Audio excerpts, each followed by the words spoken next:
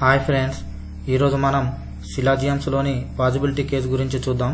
నా ఇంతకుముందు వీడియోలో సిలాజియమ్స్ గురించి కాన్సెప్ట్ మరియు బేసిక్ ప్రాబ్లమ్స్ చెప్పాను. ఎవరైనా చూడకపోయి ఉంటే ఫస్ట్ ఆ వీడియో చూడండి. ఆ వీడియో చూస్తేనే ఈ పాజిబిలిటీ కేసు అనేది అర్థమవుతుంది. ఆ వీడియోకి సంబంధించిన లింక్ డిస్క్రిప్షన్లో ఇస్తాను. చూడని వాళ్ళు ఒకసారి చూడండి. సిలాజియమ్స్లోని బేసిక్ పార్ట్ గురించి ఒక 2 విషయాలు మీకు గుర్తు చేస్తాను. అవేంటంటే సిలాజియమ్స్లోని అన్ని ప్రాబ్లమ్స్ కూడా ఈ 4 స్టేట్మెంట్స్ ఇక్కడ ఇచ్చాను చూడండి, వీటి మీద ఆధారపడి ఉంటాయి. వీటి గురించి నేను ఫస్ట్ వీడియోలో క్లియర్గా ఎక్స్ప్లెయిన్ చేశాను. ఆ వీడియో చూస్తే మీకు అర్థమవుతుంది. వీటితో పాటు నా ఫస్ట్ వీడియోలో ఇక్కడ కొన్ని కీవర్డ్స్ ఉన్నాయి కదా, వీటి గురించి కూడా ఎక్స్ప్లెయిన్ చేశాను. సో సిలాజియమ్స్లో మనకు ఈ కీవర్డ్స్ కూడా చాలా ఇంపార్టెంట్. సో ఇవి అర్థం కావాలంటే ఒకసారి నా ఫస్ట్ వీడియో చూడండి. అది చూస్తేనే ఈ పాజిబిలిటీస్ అనేవి అర్థమవుతాయి. సో ఇప్పుడు పాజిబిలిటీస్ గురించి చూద్దాం. పాజిబిలిటీ కేసులో ఒక బండ గుర్తు పెట్టుకోండి. అదేంటంటే ట్రూత్ ఆల్వేస్ ఫాల్స్. ఇది ఎట్లా అంటే నేను ఒక ఉదాహరణతో మీకు చెప్తాను. సపోజ్ ఒక అతని పేరు రాము అనుకోండి. అతను రాము అని మనకు కన్ఫామ్ గా తెలుసు. అట్లాంటప్పుడు అతను రాము కావచ్చేమో అని మనం అనుకోవడానికి అవకాశమే లేదు. ఎందుకంటే ఆల్రెడీ అతను రాము అని మనకు తెలుసు కదా, మళ్ళీ అతను రాము కావచ్చేమో అని అనుకోలేం కదా. So truth always false. ఇదే ఎగ్జాంపుల్ ని మనం సిలాజియమ్స్ లోకి కన్వర్ట్ చేసి చూస్తే స్టేట్మెంట్ లో ఈ అబ్బాయి పేరు రాము అని ఇచ్చాడు అనుకోండి, కంక్లూజన్ లో ఈ అబ్బాయి పేరు రాము కావచ్చేమో అని ఇచ్చాడు అనుకోండి. అప్పుడు ఈ కంక్లూజన్ ఈ అబ్బాయి పేరు రాము కావచ్చేమో అనేది ఫాల్స్ అవుతుంది. ఎందుకంటే స్టేట్మెంట్ లో ఆల్రెడీ ఈ అబ్బాయి పేరు రాము అని ఇచ్చాడు కాబట్టి అది ట్రూత్. సో ట్రూత్ ని పాజిబిలిటీ కేసులో ఇచ్చాడు కాబట్టి అది ఫాల్స్ అవుతుంది. ఇక్కడ చూడండి, ఒక ఎగ్జాంపుల్ తీసుకొచ్చాను. ఇప్పుడు ఈ ఒక ఎగ్జాంపుల్ తోటే మనం కావాల్సిన అన్ని పాజిబిలిటీ కేసెస్ చూద్దాం. ఫస్ట్ ఆఫ్ ఆల్ ఈ స్టేట్మెంట్ కి సంబంధించిన వెన్ డయాగ్రామ్ గీద్దాం.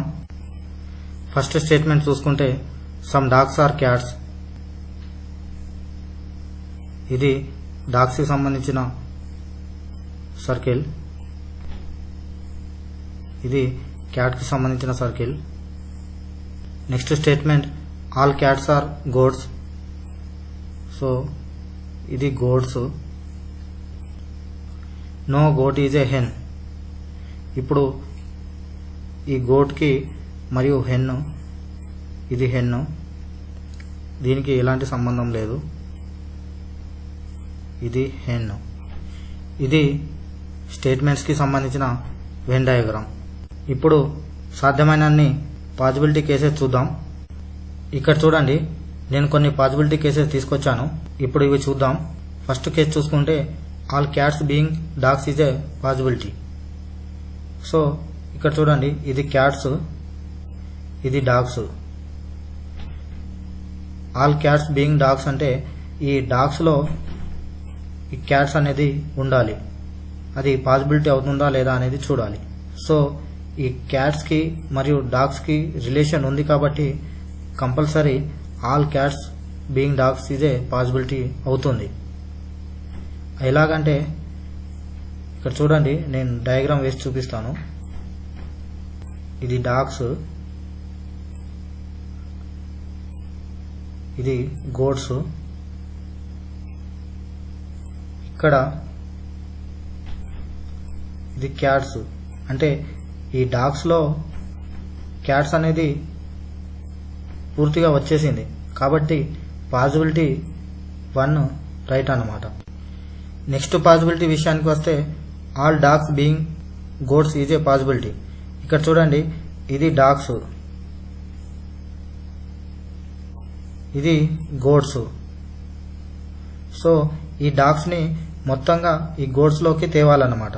సో ఇక్కడ డయాగ్రామ్ వేసి చూపిస్తాను చూడండి. ఇది గోడ్స్, ఇది డాగ్స్, ఇది cats. So all dogs being goats is a possibility. All dogs గోట్లోకి వచ్చింది కదా, సో ఇది కూడా రైట్ అన్నమాట. నెక్స్ట్ పాజిబిలిటీ చూసుకుంటే all hens being dogs is a possibility. ఇక్కడ చూడండి, ఇది హెన్స్, ఇది డాగ్స్.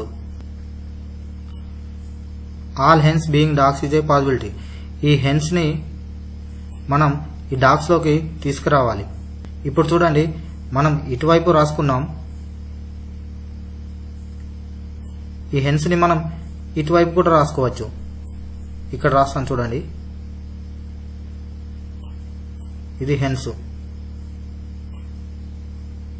మనకి గోడ్స్ కి మరియు హెన్స్ కి మధ్యలో రిలేషన్ ఉండకూడదని స్టేట్మెంట్ లో ఇచ్చాడు, కానీ డాగ్స్ కి మరియు హెన్స్ కి రిలేషన్ ఉండకూడదని స్టేట్మెంట్స్ లో ఇవ్వలేదు.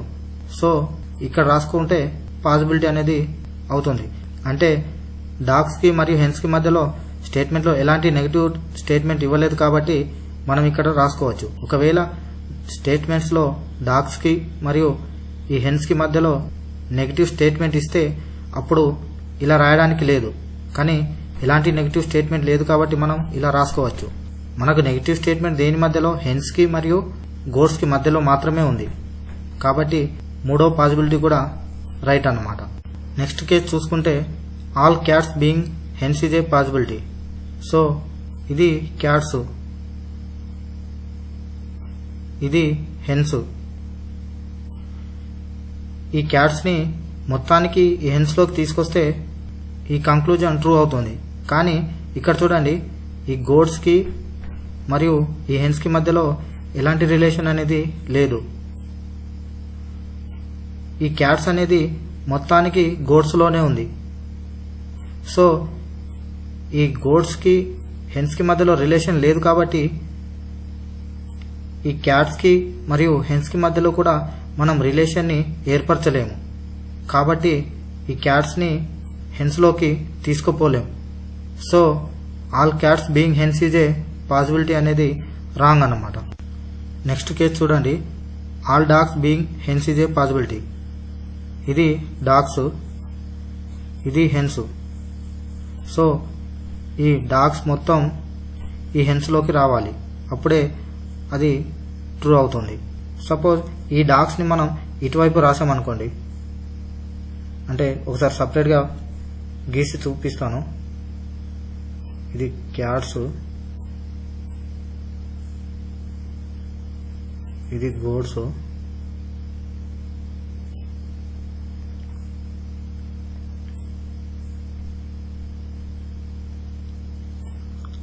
ఇది డాగ్స్. సపోజ్ మనం ఇది హెన్స్ అనుకున్నాం అనుకోండి, ఇది హెన్స్. మనం ఇది మొత్తం ఇక్కడ వరకు ఇంత ఈ మొత్తాన్ని మనం హెన్స్ లోకి తేవచ్చు, కానీ ఈ పార్ట్ ఉంది చూడండి, ఈ పార్ట్ ఏదంటే ఇది ఈ గోడ్స్ కి మరియు డాగ్స్ కి మధ్యలో ఉన్న పార్ట్. సో ఈ పార్ట్ మనం హెన్స్ లోకి తేలేం. సో ఈ పార్ట్ అనేది హెన్స్ లోకి రాదు, ఎందుకంటే ఇక్కడ గోడ్స్ కి మరియు హెన్స్ కి మధ్యలో ఎలాంటి రిలేషన్ లేదు. సో ఈ డాగ్స్ మరియు గోడ్స్ కి మధ్యలో ఉన్న పార్ట్ అనేది హెన్స్ లోకి తేలేం. సో ఈ పార్ట్ మనం హెన్స్ లోకి తేలేం అన్నమాట. ఈ మిగిలిన పార్ట్ మాత్రం తేవచ్చు. So all dogs being hens is a possibility అనేది రాంగ్. నెక్స్ట్ కేసు చూసుకుంటే all dogs being cats is a possibility. ఇక్కడ చూడండి, ఇది డాగ్స్, ఇది క్యాట్స్.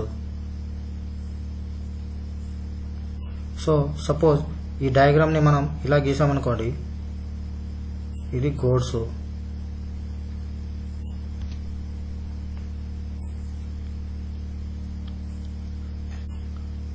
ఇది క్యాట్స్,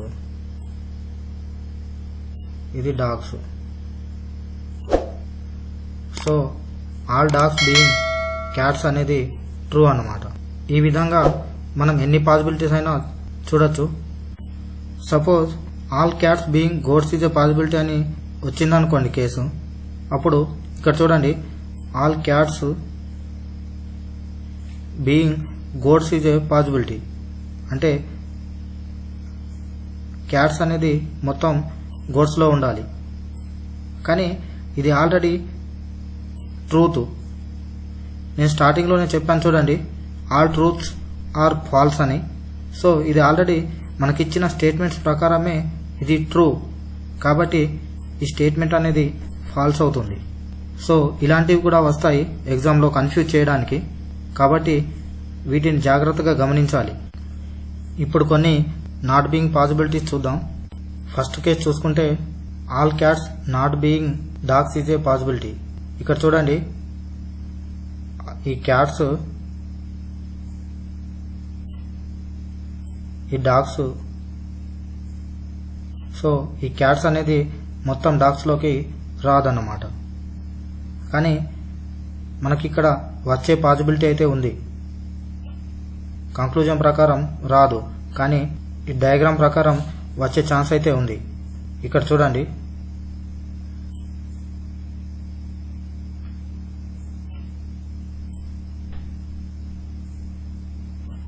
ఇది డాగ్స్, ఇది గోడ్స్,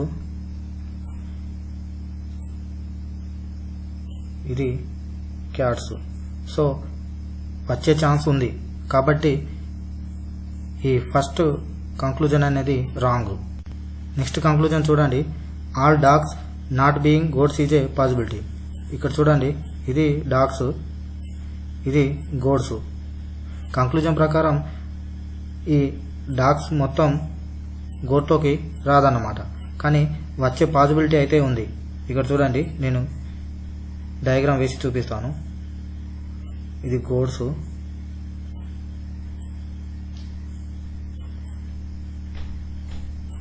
ఇది డాగ్స్, ఇది క్యాట్స్. సో ఈ ఆల్ డాగ్స్ గోట్లోకి వచ్చే ఛాన్స్ అయితే ఉంది. సో ఛాన్స్ ఉంది కాబట్టి ఇక్కడ ఛాన్స్ లేదనే కంక్లూజన్ రాంగ్ అన్నమాట. నెక్స్ట్ కంక్లూజన్ చూసుకుంటే all hence not being dogs is a possibility. ఇక్కడ చూడండి, ఇది హెన్స్, ఇది డాగ్స్. సో ఈ హెన్స్ అనేది డాగ్స్ కాదని ఇచ్చాడు, కానీ సపోజ్ ఈ హెన్స్ని మనం అటువైపు రాసుకుంటే, ఇక్కడ చూడండి, ఇది హెన్స్. సో ఈ గోట్కి హెన్కి మధ్యలో ఎలాంటి రిలేషన్ లేదు. సో ఆల్ హెన్స్ డాగ్స్ అయింది కదా, పాసిబిలిటీ అయితే ఉంది. సో ఈ కంక్లూజన్ కూడా రాంగ్ అన్నమాట. నెక్స్ట్ చూడండి, all cats not being hens is a possibility.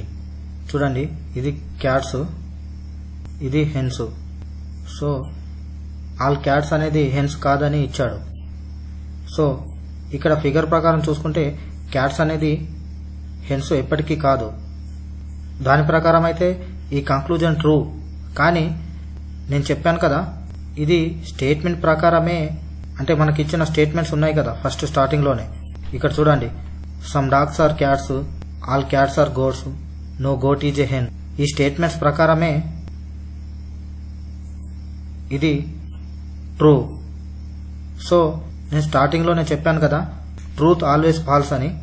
So ఇది ట్రూ కాబట్టి ఆల్రెడీ స్టేట్మెంట్ ప్రకారం ఇది ట్రూ, మళ్ళీ ట్రూ కావచ్చేమో అని అనుకోవడం రాంగ్ అవుతుంది. సో ఇది రాంగ్ అన్నమాట. నెక్స్ట్ కేసు చూడండి, all dogs not being hens is a possibility. ఇక్కడ చూడండి, ఇది డాగ్స్, ఇది హెన్స్.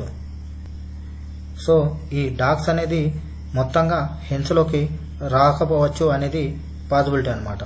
సో ఇక్కడ చూడండి, ఈ డాగ్స్ని ఈ భాగం అంటే ఈ గోడ్స్లోకి లేని భాగం, అంటే ఈ భాగం వదిలిపెట్టి,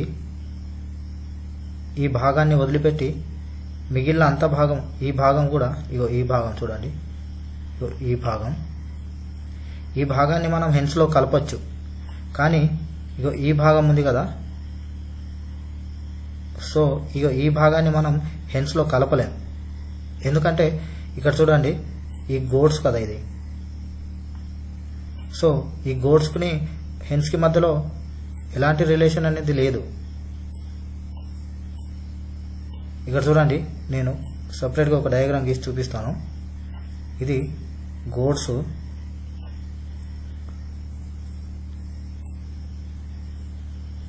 ఇది డాగ్స్. సపోజ్ హెన్స్ మనం ఇటువైపు గీసాం అనుకోండి, ఇక్కడ హెన్స్. సో ఈ భాగాన్ని మొత్తాన్ని కూడా మనం డాగ్స్కి సంబంధించింది హెన్స్లో రాయొచ్చు. అంటే ఈ హెన్స్ని ఇట్లా కూడా రాయొచ్చు మనం. కానీ ఇక్కడ ఈ గోట్స్ భాగాన్ని, గోటు మరియు డాగ్కి మధ్యలో ఉన్న భాగాన్ని హెన్స్లో కలపలేం. ఎందుకంటే ఆల్రెడీ స్టేట్మెంట్ ప్రకారమే మనకిచ్చిన 3 స్టేట్మెంట్లు ఉన్నాయి కదా, ఆ స్టేట్మెంట్ ప్రకారమే గోట్స్కి మరియు హెన్స్కి ఎలాంటి రిలేషన్ అనేది లేదు. కాబట్టి ఈ భాగాన్ని మనం హెన్స్లో కలపలేం. కాబట్టి స్టేట్మెంట్ ప్రకారం ఇది ట్రూనే. కానీ నేను ఫస్ట్లో చెప్పాను కదా, ట్రూత్స్ ఆల్వేస్ ఫాల్స్ అని. దాని ప్రకారం ఇది అంటే ఈ స్టేట్మెంట్ ఫాల్స్ అవుతుంది. అంటే ఈ ముందు కంక్లూజన్లో చెప్పినట్టే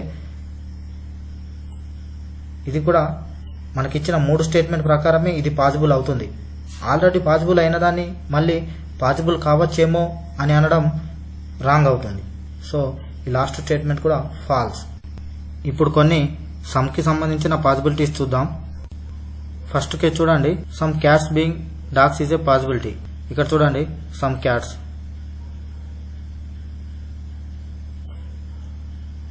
ఇక్కడ dogs. So some cats being dogs is a possibility. Statement ప్రకారం ఇది ట్రూ. కానీ ఇది ఎలా పాసిబుల్ అయింది? మనకు ఆల్రెడీ ఇచ్చిన స్టేట్మెంట్లో ప్రకారమే పాసిబుల్ అయింది కదా, అందుకని ఇది ఫాల్స్ అన్నమాట. ట్రూత్స్ ఆల్వేస్ ఫాల్స్ కదా, అందుకని ఇది ఫాల్స్ అన్నమాట. నెక్స్ట్ కంక్లూజన్ చూసుకుంటే, some dogs being goats is a possibility. Some dogs, ఇక్కడ చూడండి, ఇది డాగ్స్, ఇది goats. Some dogs being goats is a possibility.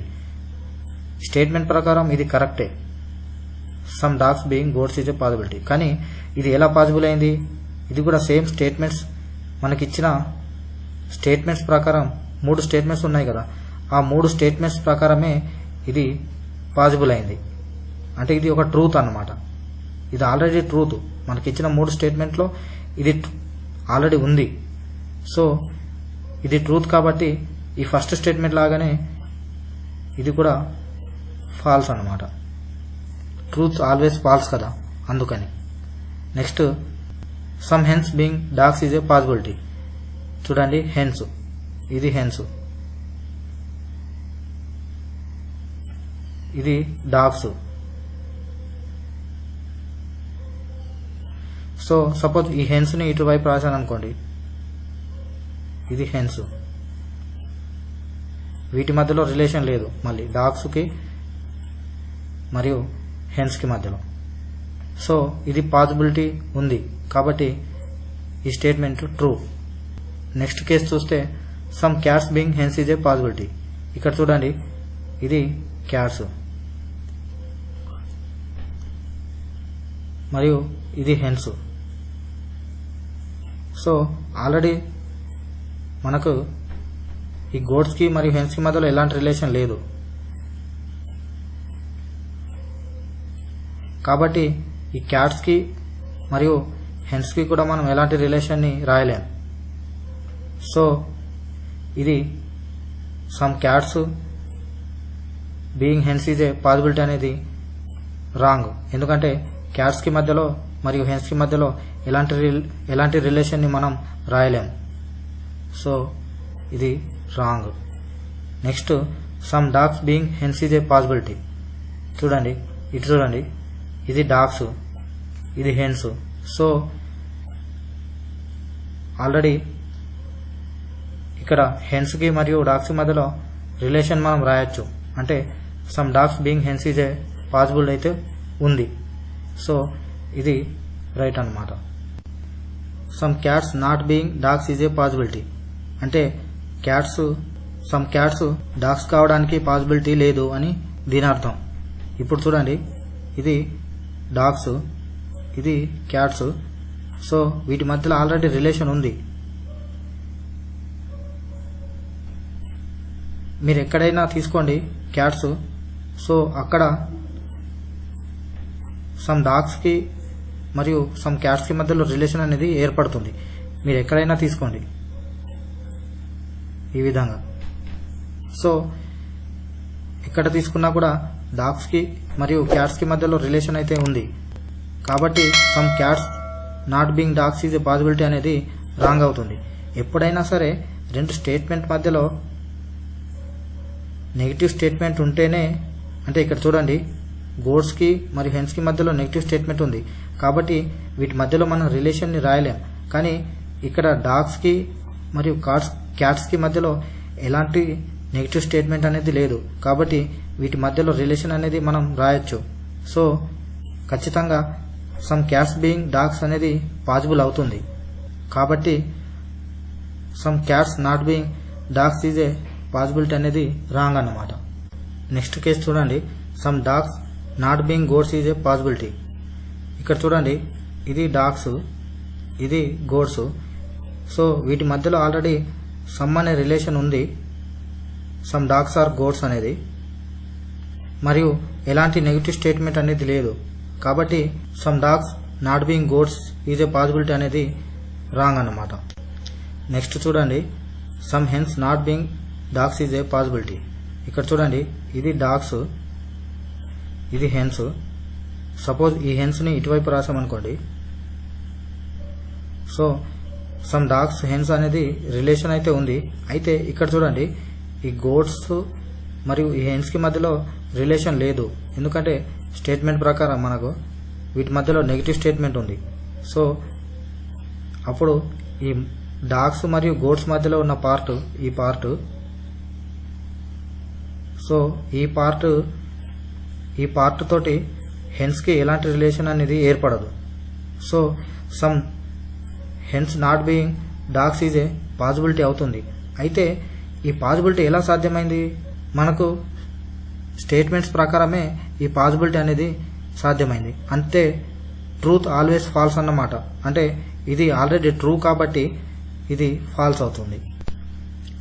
Next statement చూడండి, some cats not being hens is a possibility. ఇక్కడ చూడండి ఇది క్యాట్స్, ఇది హెన్స్.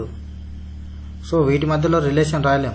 దీని ప్రకారం అయితే ఇది కరెక్టే, కానీ ఇది ట్రూత్.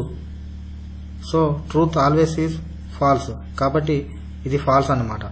నెక్స్ట్ స్టేట్మెంట్ కూడా చూడండి, some dogs not being hens is a possibility. So ఈ హెన్స్ ఇటువైపు రాస్తున్నాం కదా ఇంతకుముందు కేసులాగా. సో వీని మధ్యలో మనం రిలేషన్ని రాయలేం, హెన్స్కి మరియు డాగ్స్కి మధ్యలో ఈ పార్ట్కి. సో అందుకని ఇది కూడా ఫ్యాక్ట్, అంటే ట్రూత్ ఆల్వేస్ ఫాల్స్ కదా, దాని ప్రకారం ఇది కూడా ఫాల్సే అవుతుంది. ఇప్పుడు లాస్ట్ స్టేట్మెంట్ చూడండి, some dogs not being cats is a possibility.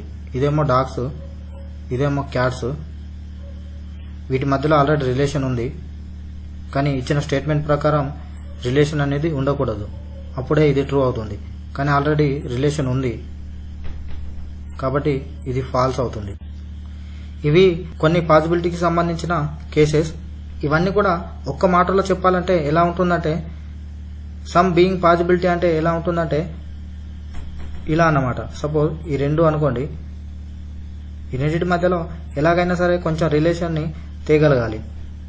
ఇక్కడైనా సరే, ఇక్కడైనా సరే, ఇక్కడైనా సరే, ఎక్కడైనా సరే ఈ కొంచెం రిలేషన్ని తేగలగాలి. అప్పుడే సమ్ బీయింగ్ పాసిబిలిటీ అనేది సాధ్యపడుతుంది.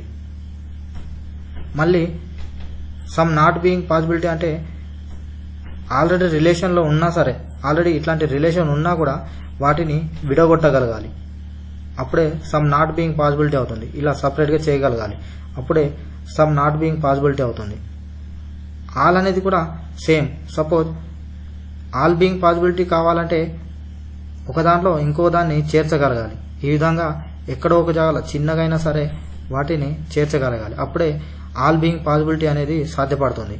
ఆల్ నాట్ బీయింగ్ పాసిబిలిటీ అంటే సేమ్, మళ్ళీ ఇలా ఉన్నదాన్ని కూడా ఇలా విడగొట్టగలగాలి, అప్పుడే ఆల్ నాట్ బీయింగ్ పాసిబిలిటీ అవుతుంది. ఇది ఒక మాటలో చెప్పాలంటే. సో ఇది ఫ్రెండ్స్ సిలాజియమ్స్లోని పాసిబిలిటీ కేసెస్. సాధ్యమైనన్ని కేసెస్ చెప్పడానికి ట్రై చేశాను. మీకేమన్నా డౌట్ ఉంటే కామెంట్లో తెలియజేయండి. సో ఈ వీడియో నచ్చినట్లయితే లైక్ చేయండి, షేర్ చేయండి మరియు నా ఛానల్ను సబ్స్క్రైబ్ చేయండి. Okay, thank you friends.